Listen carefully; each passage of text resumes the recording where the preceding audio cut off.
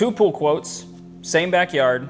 One of them $75,000 and the other one's $105,000. Did somebody overcharge you? Maybe. More than likely than not, the one that's $75,000 is missing a lot of stuff that will show up later as surprises because it wasn't in the original contract and they didn't tell you about it. Are they being shady, or do they just not know what they're talking about?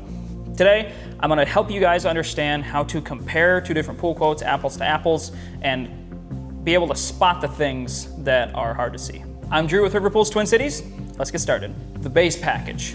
So, what you're gonna need to understand is what different pool builders mean by the base package. They might not even use that term, but that's the term that we use. So, disclaimer, I'm talking about fiberglass pools here. So typically for a base package, you're getting the pool shell delivered, you're getting the hole dug, the base set, the pool set in the ground, backfilled full of water with basic pump and filter, and then some startup chemicals.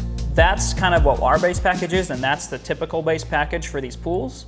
So you need to understand up front what your pool builder actually is meaning when they say something like a base package or basic install or whatever. So then comes the part that homeowners miss because they vary from job to job. Upgrades and site-specific costs like cranes, dirt hauling, excavation costs. Oh hey, we dug your hole and turns out we found a massive rock in the ground and now we have to upcharge for that.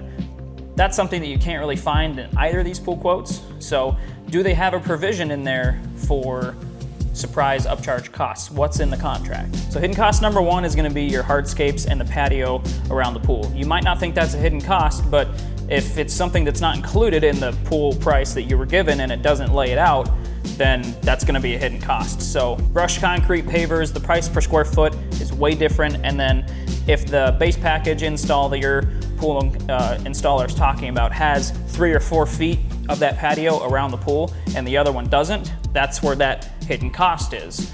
So depending on if you have 4 feet, 8 feet, 10 feet around the pool, widely different cost. So ask both of your pool builders how much square foot of patio is included in this quote. Hidden cost number two is gonna be your retaining walls and your grading.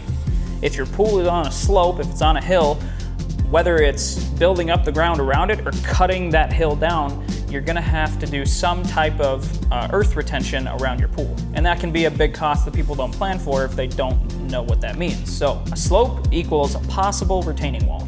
Hidden cost number three is gonna be electrical and gas subcontractors. So if you're getting like an auto cover, automation system, along with your pump, those are all electrical. You're gonna need a licensed electrician to come in and do that because most pool builders are not licensed electricians. So that's gonna be one of those subcontractors that they need to come in and hire. The gas is another one. If you have a heater on your pool, that's just another subcontractor because most pool builders are not licensed plumbers. So either you're gonna have to hire them separately or you need to know what the allowances are built into that pool quote for those subcontractors. Is it a hard cost? Ask them what happens if that subcontractor bills them more that your pool builder quoted you and how your pool builder is going to handle that. Hidden cost number four is going to be the crane to set the pool into the ground. Some base packages will include setting the pool into the ground, but the crane size really won't be determined until a site visit. These fiberglass pools are not heavy, however, crane access and if they have to move multiple times, crane size depending on where it can set up, how long the boom needs to be to get the pool from where it sets up into the hole. All of that stuff will affect what the crane cost is gonna be because crane rates are hourly, and if you need a bigger one, it costs more. If it's gonna be there longer, it's gonna cost more. So you just need to ask your pool builder what crane is assumed in this price. Hidden cost number five is gonna be hauling off the dirt and or the spoil out of the hole when you dig for a pool. If you're in the heart of a city, you're gonna have to hire dump trucks to come in and haul off all that dirt because there's a lot of dirt that comes out of the ground for these pool projects. But if you live out in the country and you can push all that dirt off to the side of a hill somewhere in the woods, then you're probably not gonna have to consider that as a hidden cost. So just ask, is dirt haul off included and what's the rate?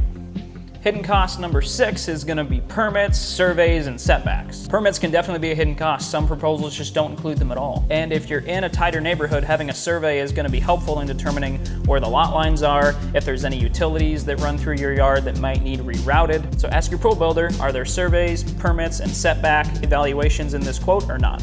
Hidden cost number seven, and this is kind of a bigger one, is this fencing and safety barrier rules in your area. Depending on where you live, an auto cover might not be acceptable in lieu of a fence because your municipality just doesn't see those auto covers as a safety barrier. So in that case, even if you want an auto cover, you might still need to get a fence, and fences per linear foot aren't cheap.